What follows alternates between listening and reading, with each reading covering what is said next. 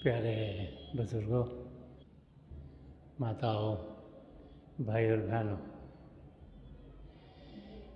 पिछले चंद दिनों से हम सब परम संत कृपाल सिंह जी महाराज के प्रकाश पुर्व में इकट्ठे हुए थे और ये आज का दिन इस साल का पहला सत्संग हो रहा है। जब भी नया साल शुरू होता है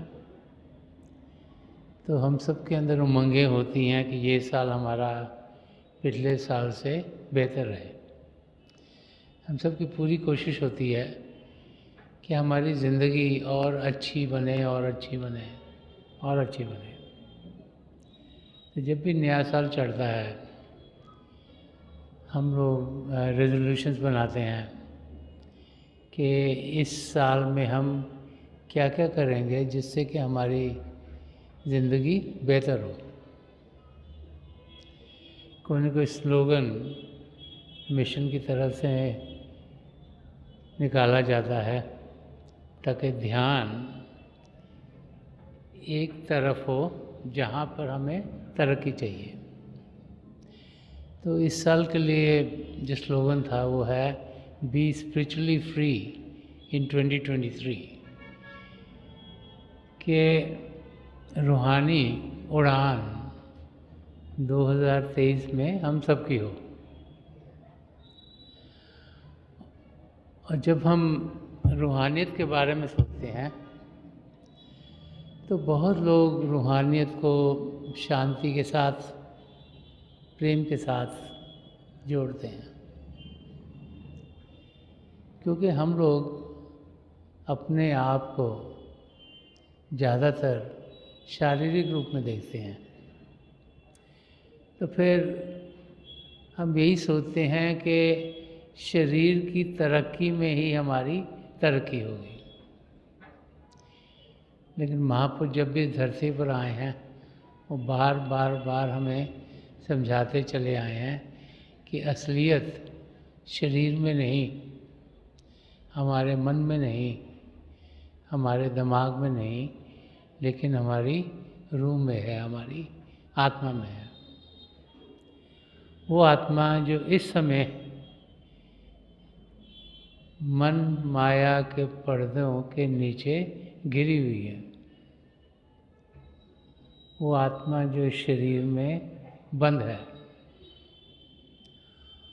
वो आत्मा पिता परमेश्वर का अंश है, उसका घर सचखंड में है। तो उस आत्मा को जो भी शरीर और मन और दिमाग की रुकावटें हैं उनसे परे होना होगा। और फिर जो अंदर के मंडल हैं उनमें उड़ान करती हुई वो आत्मा परमात्मा में जाकर लीन हो जाए। यही ज़िंदगी का मकसद है। यही महापुरुष हमें बार समझाते चले हैं।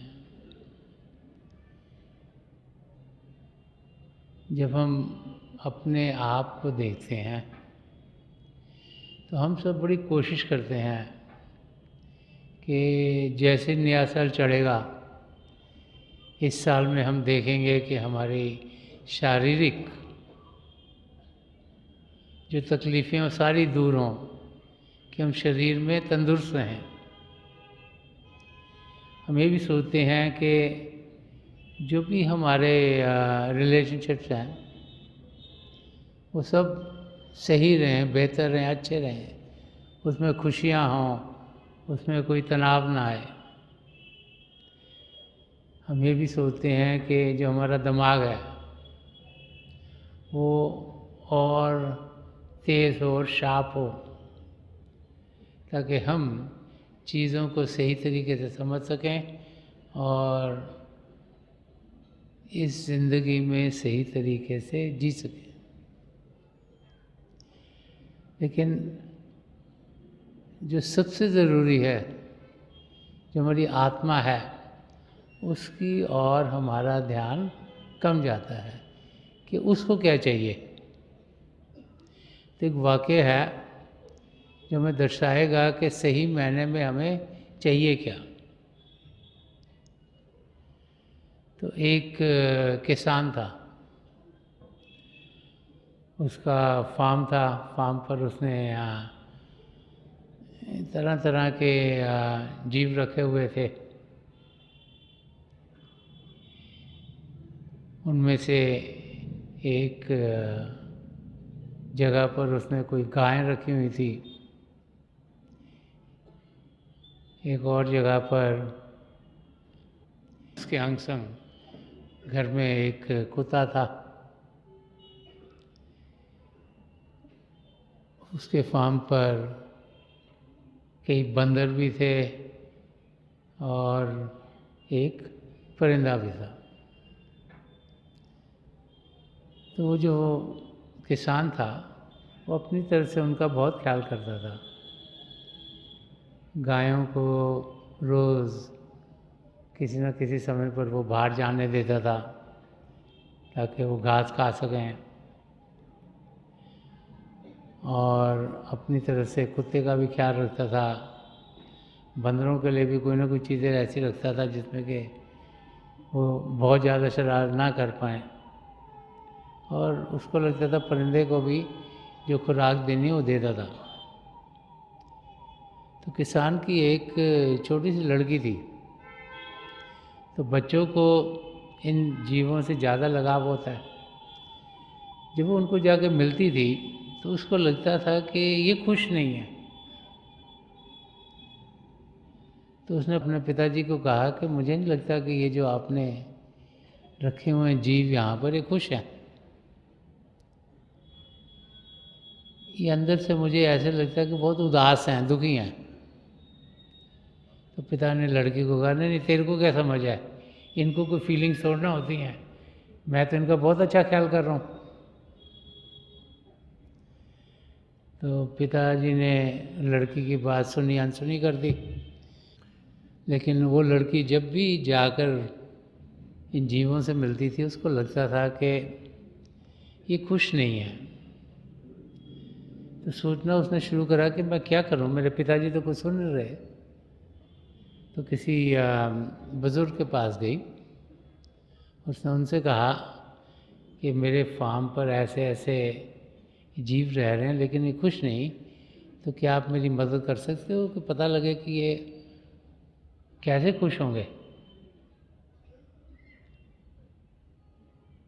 तो बुज़ुर्ग एक दिन उसके फार्म पर आए जब उसके पिताजी नहीं थे। तो उन्होंने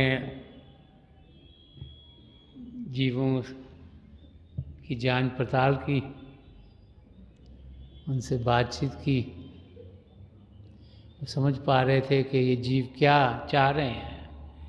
तो जब गायों से बात की तो गायों ने कहा कि हमें रोज़ ये ले तो जाते हैं लेकिन वही घास हमें रोज़ खानी पड़ती है, तो हमें कोई मज़ा नहीं आ रहा, रोज़ घास खाओ, रोज़ घास खाओ, रोज़ घास खाओ। ये नहीं कि किस दिन कुछ और मिल जाए खाने को जो हमें स्वादी लगे।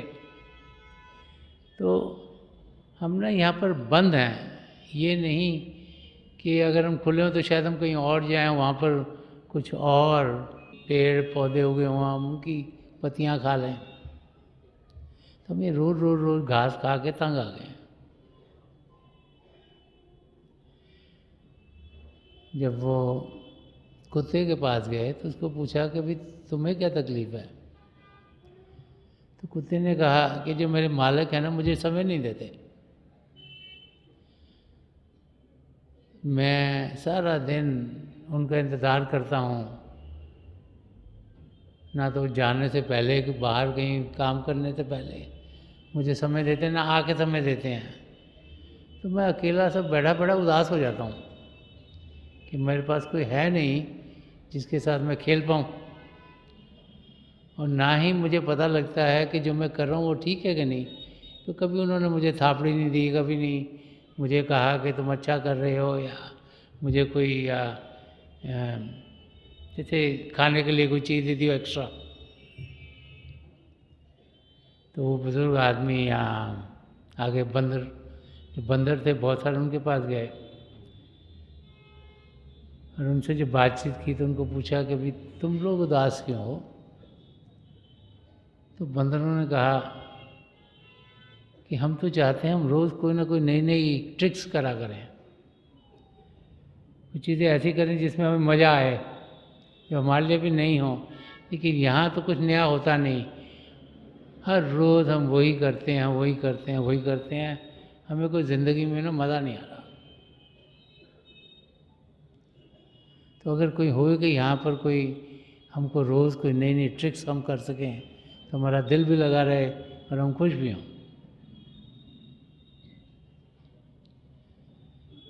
तो वो बुजुर्ग फिर वो परिंदे के पास गया और उससे पूछा कि तुम उदास क्यों हो? तो परिंदे कहा देखो मैं पिंजरे में बंद हूँ,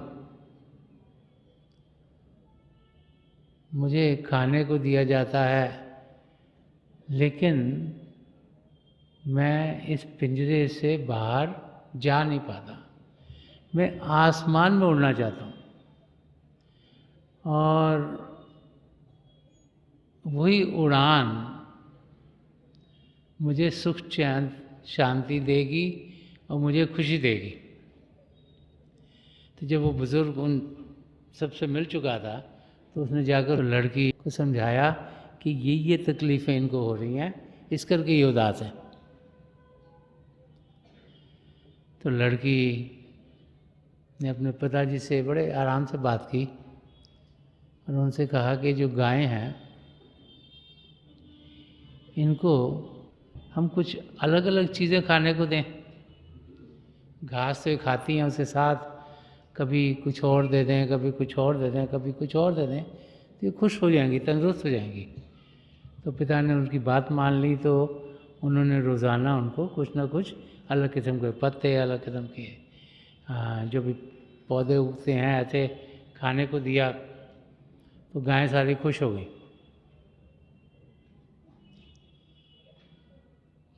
वो जब कुत्ते के पास गई और उससे का हाल उसको समझ में आया तो उसने अपने पिताजी को कहा कि आप थोड़ी सी अटेंशन कुत्ते को दो, इसको को सवेरे आपका न्यूज़पेपर बाहर से उठा के ले आया करे, आपको जाने से पहले आप जाते हो बाहर तो इसको थोड़ी थापड़ी दे दिया करो, 5-7 मिनट से ऐसा बातचीत कर लिया करो। जब शाम को आप आते हो तो जैसे आप खाना खाते हो कुछ इसको भी दे दिया करो, अपने आप जो बाकी खाना तो इसको मिलता ही है। और रात को सोते तो बेड में थोड़ी देर इसको भी सोने दिया करो अपने साथ, ताकि इसको लगे कि आप इससे प्रेम कर रहे हैं। तो पिता ने ऐसे करना शुरू कर दिया तो कुत्ता बड़ा खुश होना शुरू हो गया। वो फिर जो बंदर थे उनके पास गई और बंदरों के लिए वो अलग अलग ट्रिक्स ला के शुरू कर दिए कि जैसे ऑब्स्टिकल कोर्स से बना दिए ताकि उनको कभी इस चक्कर में से जा रहे हैं, टायर में से जा रहे हैं, कभी कहीं से कूद रहे हैं, और उनके लिए भी रोज़ाना कुछ ना कुछ नई चीज़ें उनको करने के लिए कर दी जिससे बंदर भी खुश हो गया। फिर वो परिंदे के पास गई, वो सोचने लगी कि अगर परिंदे को मैंने खोल दिया तो मेरे पिताजी बहुत नाराज़ हो जाएंगे, तो उड़ गया तो वापस नहीं आएगा। तो लड़की ने बड़े प्यार से परिंदे से कहा कि जो तुम सोच रही हो ना ये करना बहुत मुश्किल है, तुमको उड़ान देनी कि तुम आसमान में चले जाओ बड़ा मुश्किल है, तो तुम क्यों नहीं कुछ ऐसी चीज़ सोच लो, जैसे गाय कह रही खाने के लिए अच्छी चीज़ दे दो, खुश हो गई, तू भी सोच ले तुम्हारा खाना और कोई बेहतर हम कर सकते हैं, तेरे को खाने में कुछ और चीज़ें दें जिससे तो खुश हो जाए। उसने कहा या जैसे कुत्ता है, उसने कहा मुझे प्यार और चाहिए, कोई ऐसा होगा जो हमारा मालिक है, तुम्हारा मालिक है यहाँ किसान है, वो तुम्हारे साथ थोड़ा टाइम और स्पेंड कर ले। या जैसे बंदरों ने कहा कोई ट्रिक्स है, हम तेरे या पिंजरे में कुछ चीज़ें रख दें जिससे तू खेल सके। तो उसने कहा नहीं नहीं मुझे ये कुछ नहीं चाहिए, मैंने तो उड़ान करनी है, मैंने तो आसमान में जाना। लड़की ने बहुत सोचा, फाइनली उसने पिताजी को कन्विंस कर दिया कि इस परिंदे को तुम उड़ने दो, और जैसी केज को खोला वो परिंदा आसमान में उड़ गया। हम सब की हालत भी कुछ ऐसी ही है जैसी इन जीवों की थी। हम में से बहुत से हैं जो सोचते हैं कि शरीर तंदुरुस्त होगा तो मज़े ही मज़े हैं, कोई तकलीफ़ नहीं होगी, कहीं पे दर्द नहीं, कहीं पे कुछ सांस आने में तकलीफ़ नहीं, खाना खाते हैं वो भी डाइजेस्ट हो जाता है आराम से, तो बड़े खुश होंगे। तो हम उसी और लगे रहते हैं, वही मांगते रहते हैं। बहुत से ऐसे भी हैं जो सोचते हैं कि अगर रिश्ते नाते अच्छे होंगे, रिलेशनशिप अच्छे होंगे तो हम बड़े सुखी रहेंगे। नहीं तो हमारे आसपास अगर माँ बाप, बाल बच्चे, भाई बहन, दोस्त मित्रों में जब रिश्ते नाते ठीक नहीं रहते तो इंसान को बहुत तकलीफ़ होती है। तो सोचते हैं कि वहाँ से बड़ी खुशी मिलेगी, तो वो सिर्फ उसी और लगे रहते हैं। कई हम में से हैं जो सोचते हैं कि हमारा दिमाग तेज होगा, हमें दुनिया का ज्ञान ज़्यादा होगा, हमारी IQ ज़्यादा बढ़ेगी, हमें चीज़ों के बारे में ज़्यादा पता लगेगा, तो हम बड़े खुश हो जाएंगे और सुख चैन की ज़िंदगी जिएंगे। तो वो भाई बहन उस और लगे रहते हैं। लेकिन अगर हमने अपने आप को सही तरीके से खुश करना है, शांत करना है, तो हमें अपनी आत्मा को उड़ान देनी होगी। वो आत्मा परमात्मा का अंश है, वो आत्मा परमात्मा से बिछड़ी हुई है। जब तक वो अंदर के मंडलों में उड़ान नहीं कर पाएगी, तब तक वो बार बार बार इस माया की दुनिया के साथ ही जुड़ी रहेगी। इसीलिए इस साल में बी स्पिरिचुअली फ्री इन 2023 के हम अपनी रूह को, अपनी आत्मा को उड़ान दे पाएँ। उसके लिए करना क्या है? सबसे जो पहला स्टेप हमें लेना चाहिए, जो सबसे पहला काम करना वो ये है कि हमारे अंदर एक कशिश हो जो कि सिर्फ पिता परमेश्वर को पाने की हो। हमारी समझ सही हो जाए ताकि हम जान सकें कि सारी सृष्टि पिता परमेश्वर ने रची है और उनको पाने के सिवाय और कोई इच्छा हमारे अंदर ना हो। नहीं तो इच्छाओं को पूरा करते करते ही हमारी ज़िंदगी गुजर जाती है। एक वन पॉइंटेड इच्छा होनी चाहिए, एक ही तरफ ध्यान होना चाहिए, वो होना चाहिए पिता परमेश्वर की ओर। जब तक वो ध्यान प्रभु की ओर पूरे तरीके से नहीं होगा, हम पिता परमेश्वर को न जान पाएंगे न पहचान पाएंगे। जब लगन होगी प्रभु को पाने की और लगन सिंसियर होगी, ये नहीं औरों को दिखाने के लिए, बताने के लिए, लेकिन जब अंदर से लगन होगी प्रभु को पाने की, तो हम ज़रूर उनकी और कदम बढ़ा पाएंगे। तो ये पहला कदम है जो हमने उठाना है। दूसरा कदम ये है कि जब लगन प्रभु को पाने की इंसान के अंदर जागृत होती है, तो उसे समझ में आ जाता है कि परमात्मा कहीं आसमान में नहीं बैठे हुए, हम सबके भीतर हैं। हमें अंदर की दुनिया में बढ़ना है,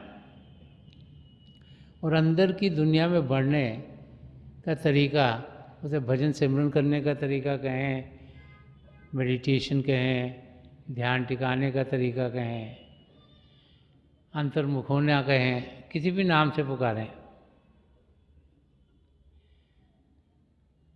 उस तरीके की हमें जानकारी होनी चाहिए कि वो तरीका क्या है, और उस तरीके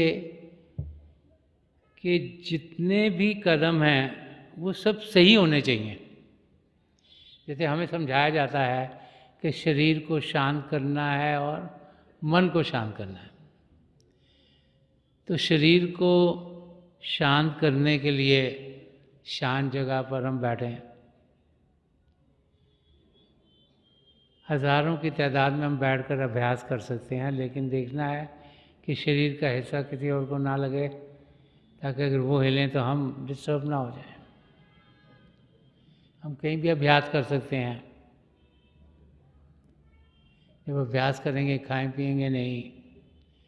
कोई एरिया में अगरबत्तियाँ जलाना है या कुछ को सेंटेड करना, उसकी कोई ज़रूरत नहीं तो सूंघने की इंद्रिय हमको बाहर की ओर लेके जाएगी। और आंखें बंद कर लें, तो ये चीज़ें करनी इतनी मुश्किल नहीं है, ये इंसान आसानी से कर सकता है। लेकिन होता कि आंखें बंद करते ही हमें विचार आ जाते हैं, तो विचारों से हमें दूर होना है। उसके लिए हम सिमरन करते हैं।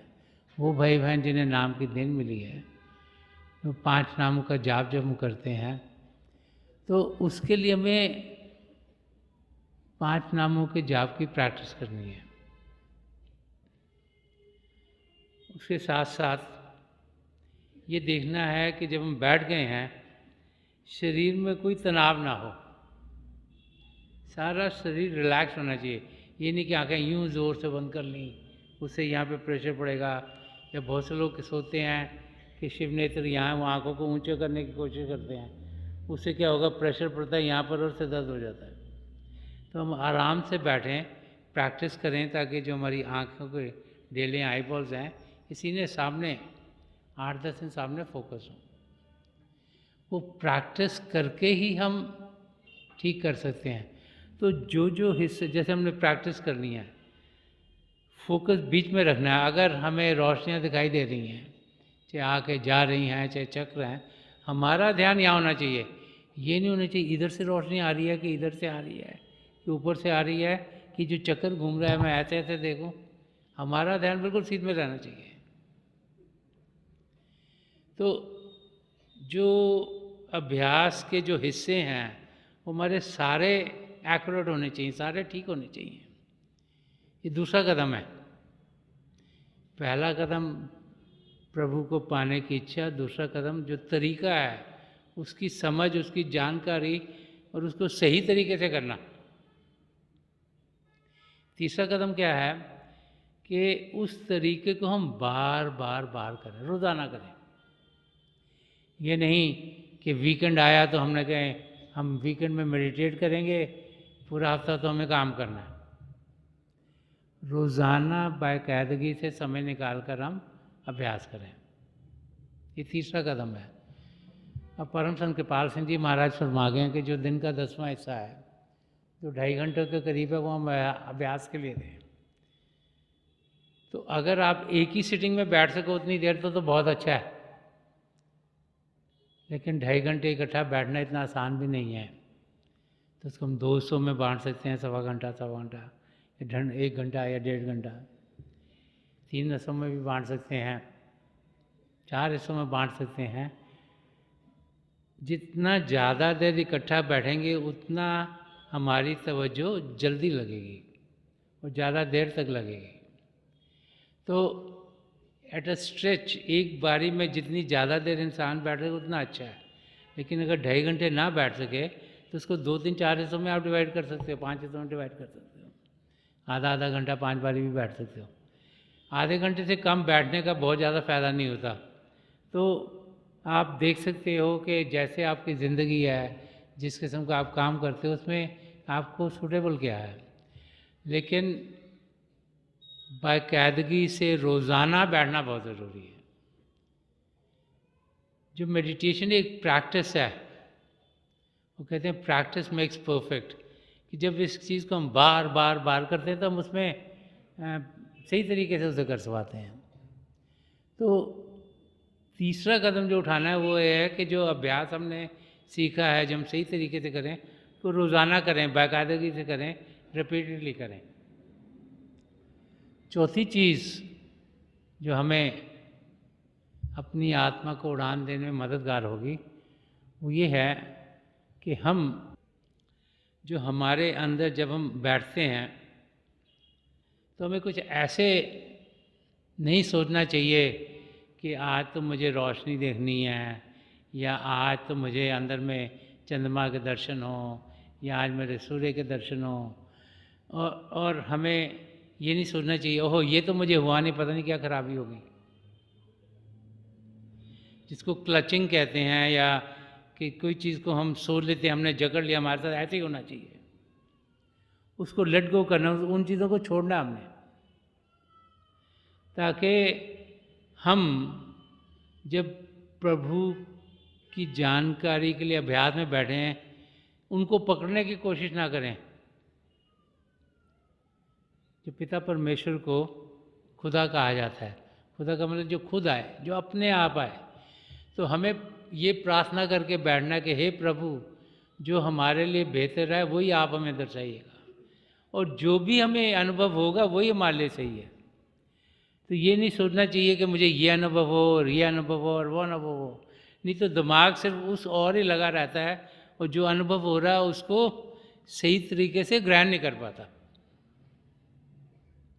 तो ये बहुत ज़रूरी है कि जब भी हम अभ्यास करने के लिए बैठे हैं हमारे अंदर से आवाज़ यही उठे कि हे पिता परमेश्वर जो भी हमारे लिए बेहतर है वही आप दर्शाइएगा, और उसी में हमारी खुशी है, उसी में हम राज़ी हैं। और हम नहीं कह रहे कि मुझे ये दिखे या वो दिखे, या ये मिले या वो मिले, जो आप देंगे वही हमारे लिए बेहतर से बेहतर है। और एक जो 5वां कदम है अंदर की उड़ान के लिए, वो ये है कि हम प्रभु का शुक्रिया अदा करें। हम जानें कि पिता परमेश्वर की देन है कि मानव चोला में मिला है। हमारी आत्मा, हमारा जो असली रूप है वो किसी भी योनि में हो सकती थी। ये प्रभु से हर समय शुक्रिया अदा करते रहे, हे पिता परमेश्वर आपने हमें मानव चोला दिया। और उसके बाद इस समय 8 बिलियन लोग इस धरती पर जी रहे हैं, थोड़े से हैं जिनका ध्यान प्रभु की ओर जाता है। और शुक्रिया अदा करें कि आपने हमारा ध्यान अपनी ओर किया, नहीं तो दुनिया में तो इतने खिंचाव हैं कि इंसान उनमें ही धंसा रहता है। और शुक्रिया अदा करें कि हमारी ज़िंदगी में किसी महापुरुष की नज़रे करम हम पर हुई, उनकी तवज्जो हम पर आई और उन्होंने हमें नाम की देन दी।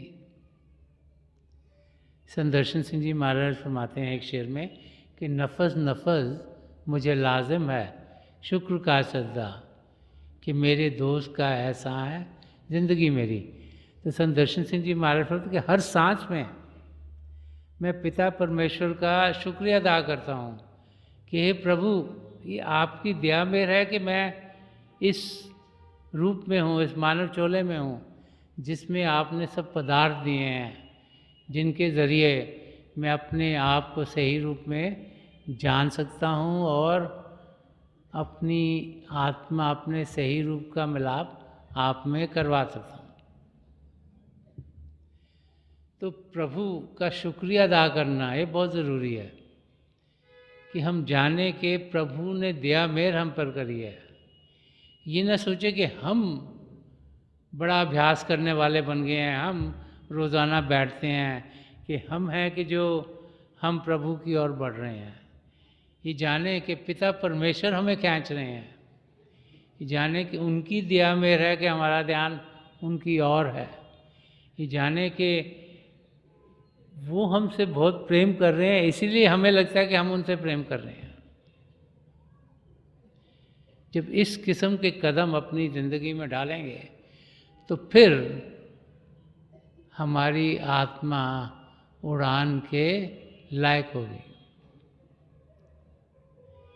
अंदर की दुनिया में बढ़ना, प्रेम की नगरी में जाना है, एक खूबसूरत अरीना में पहुंचना है जहाँ प्रेम ही प्रेम है, जहाँ शांति शांति है, जहाँ आनंद ही आनंद है, जहाँ इतनी खूबसूरती है कि हमने बाहर की दुनिया में कभी उसका अनुभव नहीं किया।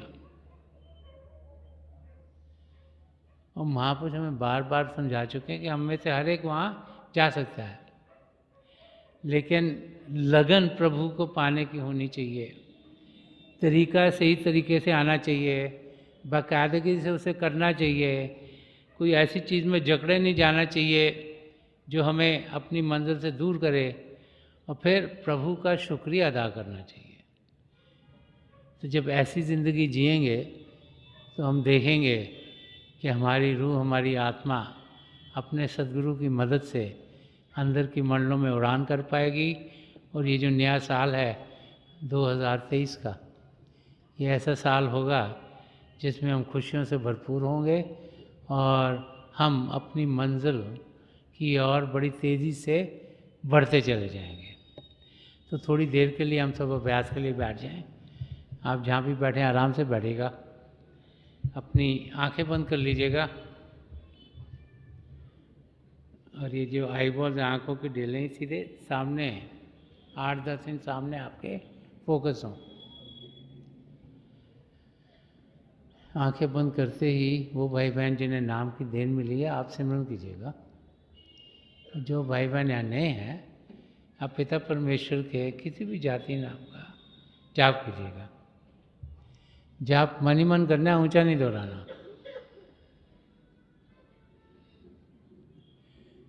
थोड़ी देर में आपको रोशनी के चिन्ह दिखेंगे और बहुत से नज़ारे आपको देखने को मिलेंगे। आपका ध्यान सिर्फ जो भी दिख रहा है उसके बीच में होना चाहिए, मेरी प्रभु के चरण कमलों में।